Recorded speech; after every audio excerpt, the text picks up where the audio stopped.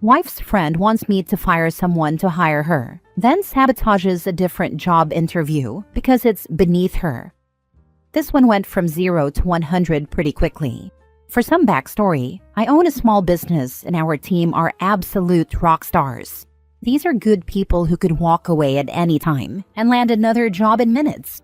We survived the pandemic that must not be named on Reddit with no layoffs, no reduction in pay, except for me, and transitioned to a 100% work at home, which remains in place.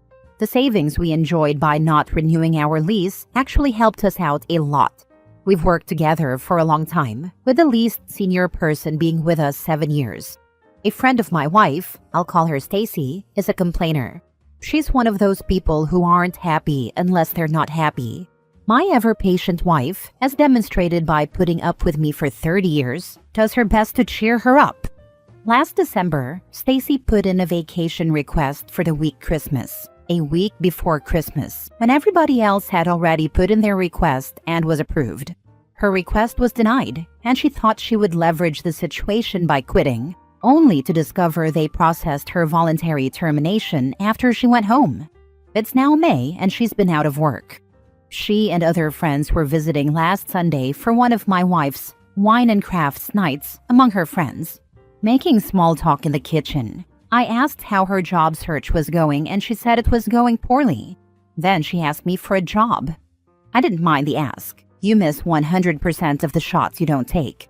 However, we're not hiring right now and I told her as much. Then she said, "You know I'm a hard worker. I actually don't. Why not fire someone and hire me?" It took me a second to process this before I explained our staff has been together for almost a decade. And I can't do that. To which she replied, "You're the owner. You can do anything you want." No. I'm a big fan of Simon Sinek's Leaders Eat Last. A BS move like that would destroy the trust of the team. I apologized and made a quick exit before the conversation could continue. On Monday, I happened to be on the phone with another small business owner in town, I'll call him Bob, who said he was down a couple of people. I remembered Stacy's request. I told Bob what little I know about her work life, and he said to have her call. I told my wife, who passed it along to Stacy. Fast forward to today, Bob calls me. He led with, "How well do you know Stacy?" I was a little nervous, not looking to vouch for her, but also not wanting to torpedo her opportunity, so gave the best non-answer answer I could come up with. Bob then burst into laughter, explaining that his interview with Stacy lasted less than 45 minutes because she kept trying to interview not for the job he had available, but for other positions he already has filled. I apologized, and things are okay with Bob and I, but holy crap did this go south quickly.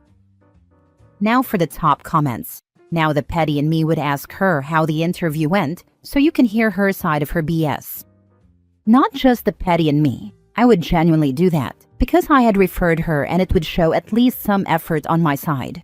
On top of that, it would give me great insight into her character past the previous 3 royal screw-ups she made.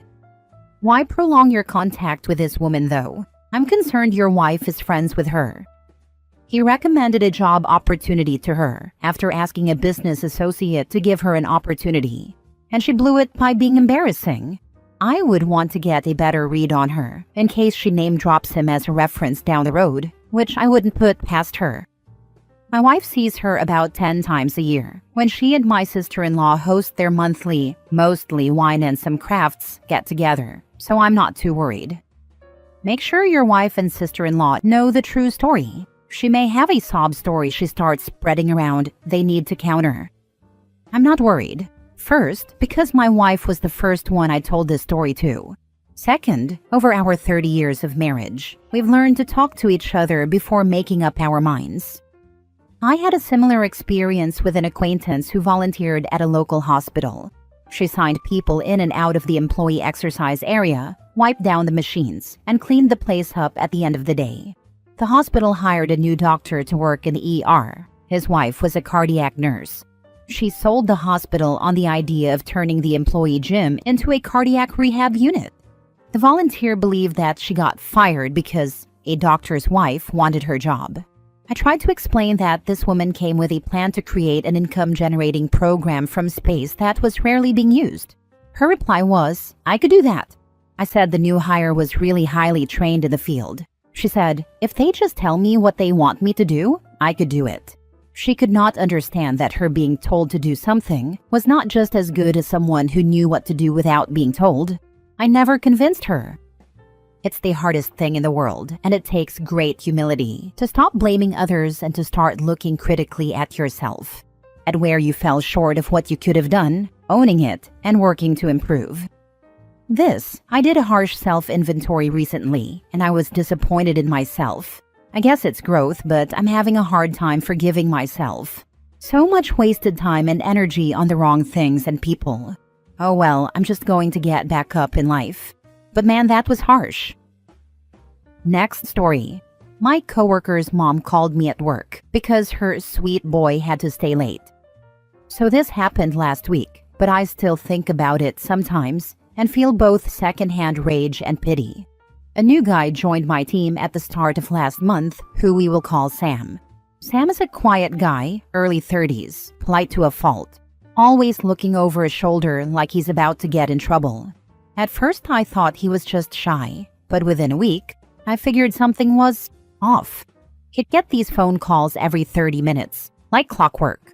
Eventually, I asked him if everything was okay. That's when he admitted it was his mother. She needed to know what he was doing at all times, like literally, where are you sitting? What are you eating? Who are you talking to? Type updates. He said he was raised that way and just never broke the habit. I could see him shrink into himself every time she called, like the life got sucked out of him in real time. Anyway, it's the month end and we had to stay back late to wrap up some department reporting. Everyone stayed a couple extra hours. It was quiet. We were all working. And suddenly Sam's phone rings again. He steps outside. 2 minutes later, he comes back inside looking white as a sheet and says, "Hey, Mr. Coco, my mom wants to speak with you." I thought he was joking. He was not. He looked like he was about to cry. I took the call out of sheer disbelief. And oh boy, I wish I hadn't. This woman unleashed on me. How dare you make my son work past office hours? He needs to come home and rest. You don't know what he's been through. Don't you know how dangerous the roads are? I was too stunned to even respond properly. I just said, "Ma'am, I think Sam can explain the situation better," and handed the phone back. And that's when something amazing happened. Sam finally snapped. He didn't yell, but his voice was steady. "I need this job, Mom. You can't keep doing this. I'm staying late because that's my responsibility, and everyone is here too. Please just stop." It was quiet for a second, and then he just ended the call.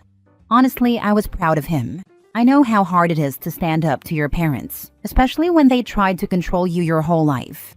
We wrapped up an hour later. I offered to take him out for a cold drink just to decompress, and he looked like someone who had finally removed a 20-year-old weight off his chest.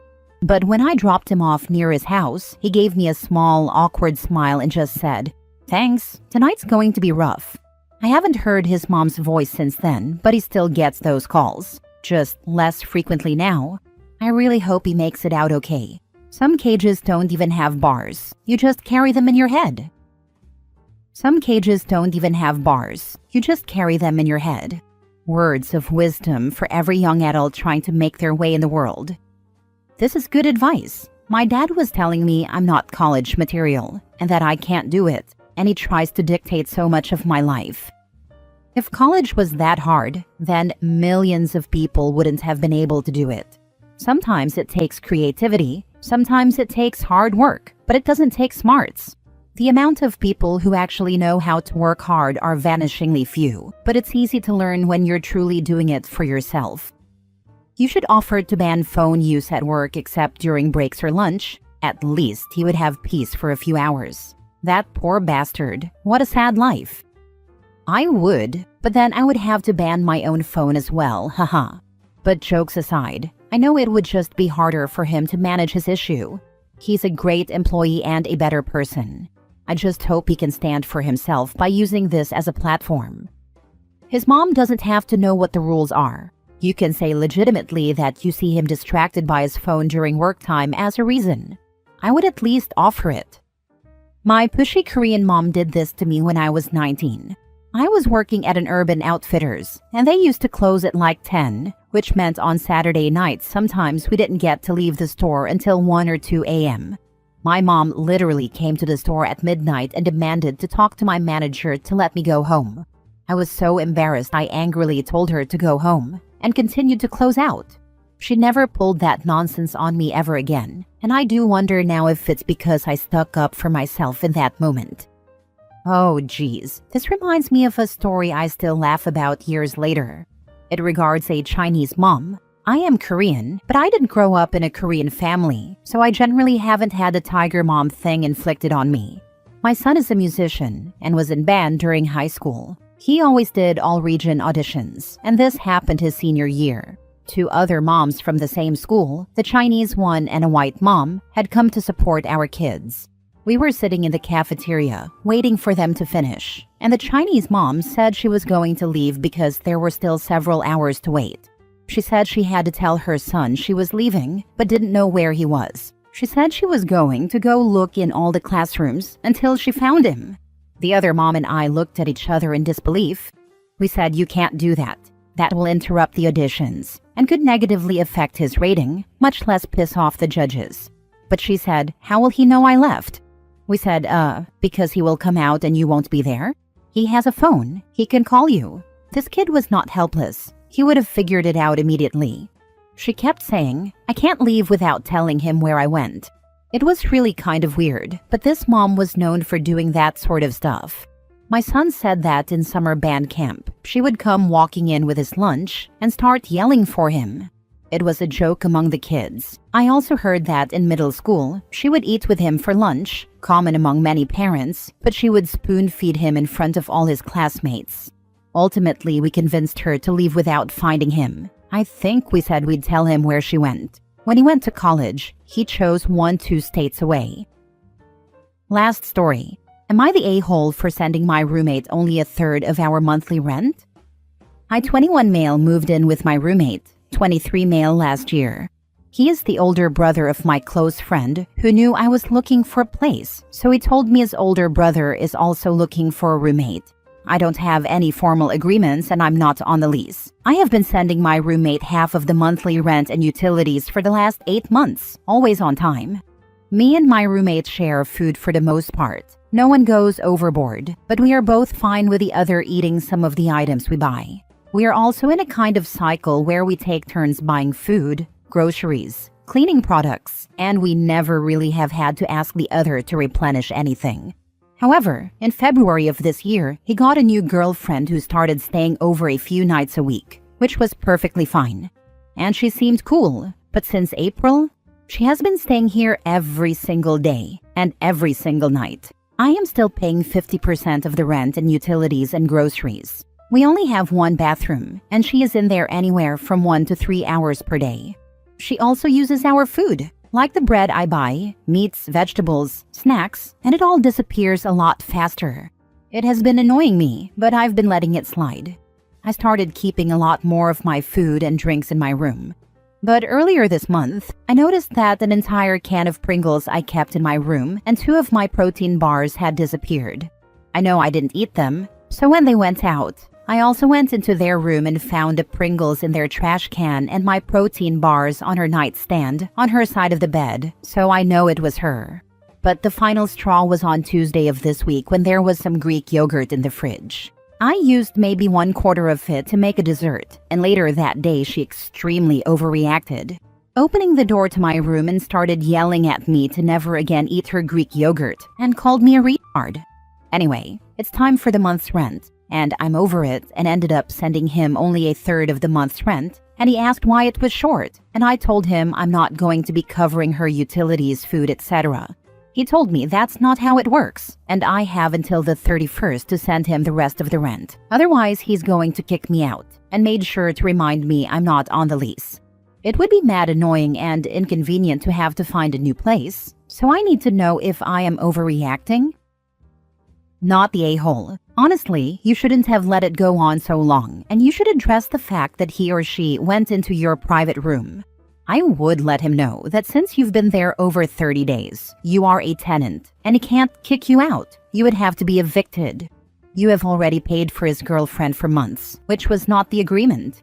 She needs to spend no more than 2 nights a week or pay her share if she is going to stay, and they both need to stay the heck out your room. You're not overreacting, but you should have sat down with him and had this conversation before it got to this point. You still can. Just approach him in a more productive way. Tell him you'll do half this time, but explain all the ways in which it should be a third, and tell him that this needs to change one way or the other, particularly the utilities.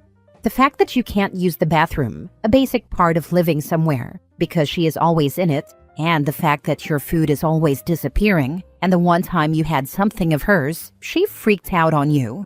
You aren't on the lease, but most likely he is illegally subletting to you, and you have a little bit of power in that you can let his landlord know what's going on. You living there, and the girlfriend basically living there now too, and causing problems. However, don't do that unless you are prepared for the consequences of going nuclear. The landlord could kick you out, but he'd probably kick out your roommate too, and things would be irreparable there. So try a nicer, potentially productive way first, because there probably is a way to solve this. But yeah, if he still says he's kicking you out and isn't listening, you should find a new place and then talk to the landlord. It's pretty messed up of your roommate. Also, in most states, lease or not, you've been there long enough to have established residency, and he cannot legally just kick you out without proper legal notice to vacate. Look up your state's tenancy laws if it comes to that. This is likely correct, but non-payment of rent is the easiest way to kick a tenant out, which means the agreed-to amount of rent. OP probably needs to start looking for a new place to live. The tenant broke the agreement with OP by allowing a third party to come live there for free. OP can drag this on and get the tenant in trouble with his landlord if it comes to it. And then what? The landlord kicks them both out? Is OP really going to blackmail his roommate into reducing rent under the threat of mutually assured destruction? Besides, I highly doubt the verbal agreement he had with his roommate included a no girlfriends being over too often provision. OP needs to either find a new place or have a friendly discussion with his roommate about agreed upon boundaries.